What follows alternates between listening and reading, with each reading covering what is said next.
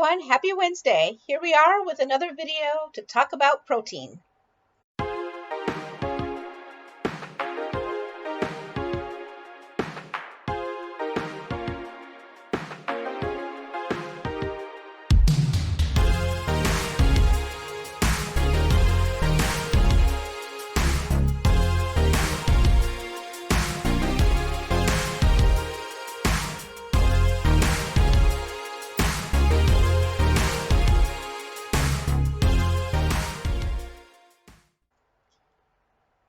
Hello, welcome to the Radical Geek YouTube channel where we release videos on Monday, Wednesday, and Friday, and then host a live stream on Sunday at 6:30 p.m. Eastern.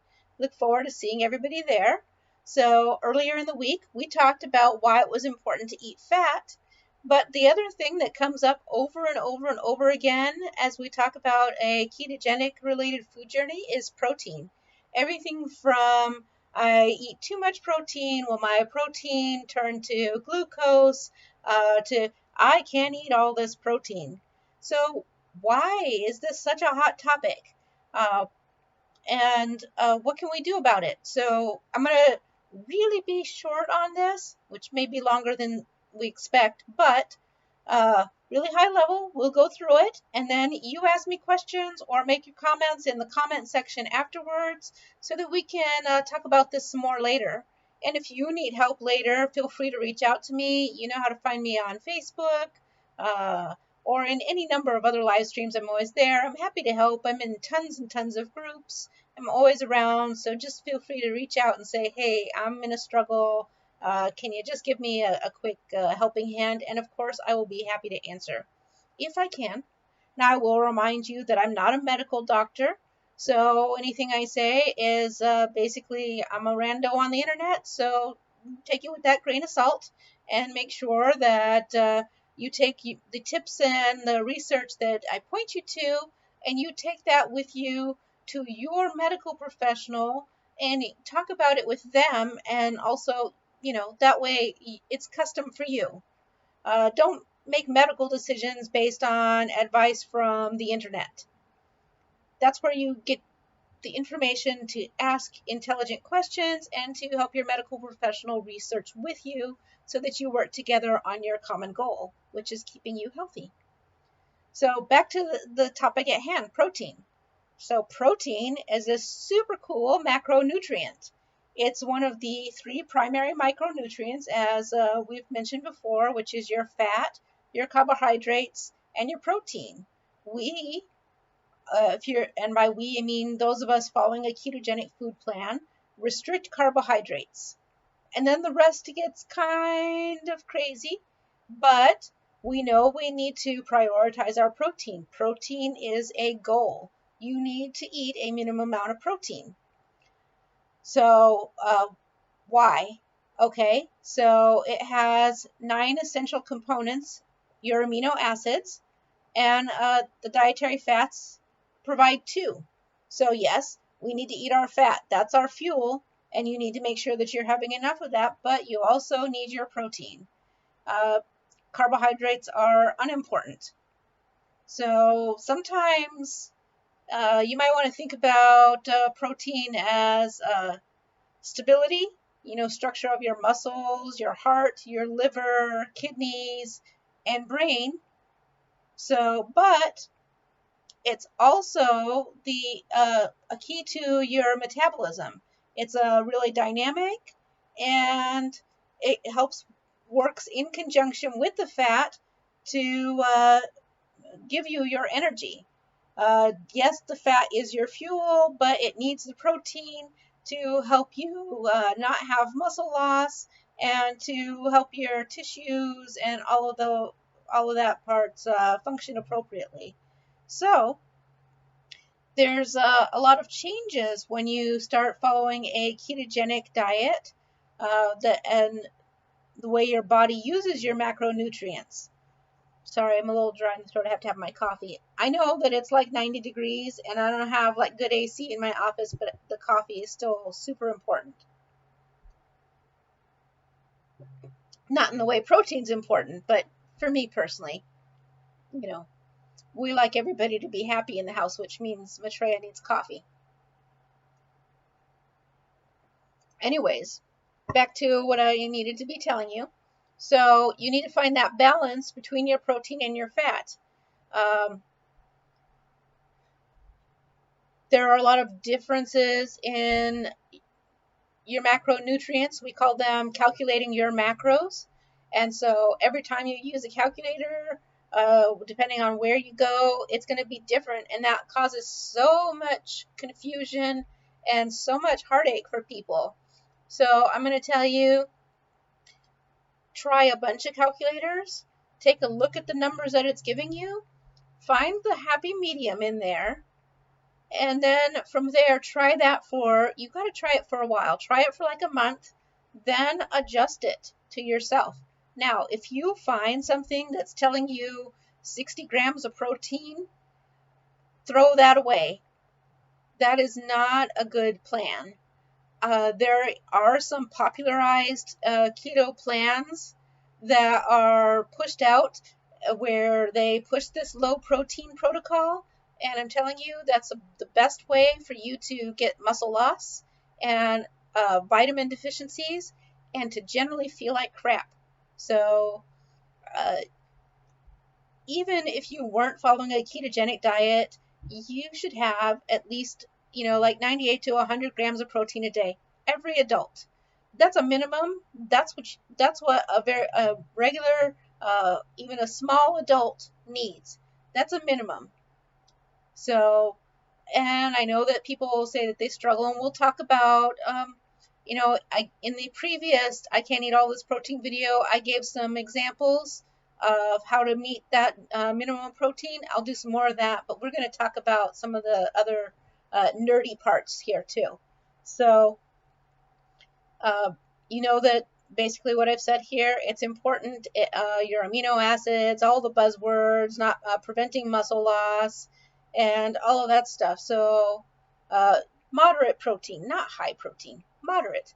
In fact, if you are following a 1-to-1 protocol like Dr. Naiman, or I lost the word, by Dr. Naiman, who promotes the 1-to-1. If you're following that, I know a lot of groups talk about 1-to-1. Fantastic. In fact, a lot of times just by a happy accident, that's the way my daily food plan works out. But if that's what you're following, you should know that's a moderate amount of protein. It's not high protein. It's moderate, and it's still high fat. So that's where we're at on that. Your amino acids. So it's necessary to preserve your cellular structures, good for your muscles, building muscles, fitness recovery, which we're very excited about. Even if you can't do high fitness right now, eventually you will be able to if you are following a good healing healthy food plan. And that's our goal here on the Radical Geek channel, is for us to be able to enjoy our lives again, just like I did, going from not being able to do anything to going out there and really enjoying life. That's our goal. So excellent for your heart, your liver, and your kidneys. I can't tell you how many people that I encounter who by changing their food plan fix their fatty liver, something that they didn't think could be done not that long ago, and now they're showing that basically, yeah, we can do that. So I would say, what about your protein sources? We're going to talk about that, because when you're eating a healthy amount of protein, yes, it's going to help you if you have weight loss goals, and it's also going to help with your metabolism. We talk about that a lot around here, resetting our metabolism. I know that's not quite the right thing that we're doing, but improving our metabolic health. So protein is essential. So unlike carbohydrates, which are not essential, protein is critical. I know I've said that like 10 times, but I'm really stressing that. So we do have to be mindful when we're bringing our intake in for protein. You want to be careful about protein sources that have carbohydrates. So you want to make sure that even though you might be eating nuts, don't go crazy. Be reasonable with them. Same thing. Nuts are a great fat source too, but don't be crazy. You can't eat like half the jar all at once, or can, or bag, or whatever. You know what I'm saying. Um, Stick to whole foods. Meats, fish, which I don't know why we call fish out separate, because fish is a meat. Uh, at least in my book, fish is a meat. So meats, poultry, which is also a meat. So meats, eat your meats. You can't have any pudding if you don't eat your meats, right? I know, I'm sorry. Not really, but a little bit. Nuts, eggs, and cheese if you eat dairy. Uh, I eat dairy, obviously. Cheese Friday coming up soon. But these are all great sources of protein. So 1 egg or 1 ounce of any of these items are going to give you about 7 grams of protein. Look at that. You're already well on your way with just a teeny tiny amount. So you can eat all this protein. When you're choosing your protein, though, do be mindful, because carbohydrates have a way of being very sneaky fast to adding up. And I am on that mindset of don't do net carbs. It's a lot of effort, and mentally it allows you to excuse a lot of foods that maybe you might not want to be eating. Um, and it might be detracting from your ability to get in your basic amount of protein. Now, that doesn't mean never, ever, ever. Don't, we can't be extreme and perfect all the time. You know what? I myself am a massive user of keto chow. It's engineered perfect for me and the way I live my life. So don't worry, I'm not getting all high and mighty like don't eat nothing artificial ever, because that's unrealistic and for a lot of people unsustainable in our lifestyles. But if you are struggling and having problems and you can't eat all this protein, then 100%, at least for a while, all of that stuff has got to go while you get a handle on it. That's the whole thing, while you get a handle on it. I've been there, you've been there, everybody has been there at a point where things are just not, it's the struggle bus, and it happens. That's okay. So whole foods, what did I say? Your eggs, your meat, cheese, and nuts. See, very, very basic and simple here. Uh, Remember to just really keep track of your nutrition labels, uh, especially with nuts. I will say, like, if you're vegan or vegetarian, it becomes even harder. And those carbs add up in things like tofu and stuff. So you really got to pay attention. But so, and here's what happens, because if you're not meeting that minimum protein goal, you're going to compromise your lean tissue mass. I mean, and we've known that inadequate protein, we've known that since the 80s, probably longer, but it wasn't written down on the paper. I can't remember who did the study. I'll have to look it up. And in fact, uh, when you're fasting for prolonged periods, like more than 24 hours, you have to remember you got to supplement in between during your feast periods and make sure you're getting adequate protein. Because if you're doing a lot of fasting cycles, it is very easy to lose that lean tissue because your protein is meat needs are not being met adequately. And that's not a statement against fasting. I think fasting is great. It really brings on the autophagy, but you do need to make sure that you are finding the balance and being nutritionally complete during your feast periods. So it's a tricky thing. So, but yeah, so reach out if you have more questions about stuff like that, because it is a challenge. It is hard. And if you do a lot of fasting and you find that you're struggling or running through a gain, chances are protein is one of the number one keys, as is fat, and as is your feast periods are probably too lean and your fasting periods may be too long, which will actually impact that autophagy and efficiency you're trying to get from fasting.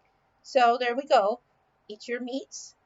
And of course, it's not the only way to get protein, because, again, we're back to that vegan and vegetarian.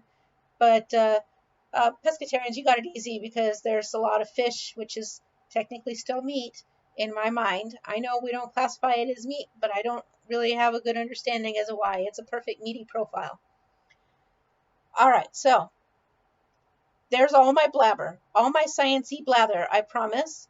Let's do the fun part. How do I get in my minimum protein? In a singular day, if you can't eat all of this, we really need to sit down and have a bigger conversation. And we're going to talk about how we can deal with that. Um, 2 eggs. 2 eggs are really small, and if you pair it up with a little bit of butter in the frying pan, they'll go down quick, easy, digest real easy, and and very, very fast. Not so filling that it's going to bog you down. You're not going to feel that bloating or like I just overate. 2 ounces of cheese. Do you know what 2 ounces of cheese is? 2 little cheese sticks. Very easy. Also, not going to overfill you, not going to make you feel sick or bloated. Unless if you have problems with dairy, then don't eat cheese. Uh, I know that sounds like crazy, but we do see a lot of people who are like, I'm lactose intolerant, but I need to get all of this cheese into me. You don't got to get all the cheese into you. It's okay. Use something else. 4 ounces of chicken. That's right, 4. 4 little ounces of a chicken breast, paired with like a little bit of, again, I really like butter, so I'm just going to be like, put a little slather of butter to keep it from being dry and too lean. Let's go hog wild. 2 ounces of nuts. Ooh, getting risque. But yeah, so 2 ounces, honestly, that's like 40 nuts. It's nothing. It's a little teeny bit like this. I guarantee you can eat it. 4 ounces of steak. 4 ounces, again, 4 ounces, it's teeny tiny. So you've had 2 pieces of meat like this big and 2 eggs, 2 ounces of cheese, and 2 nuts.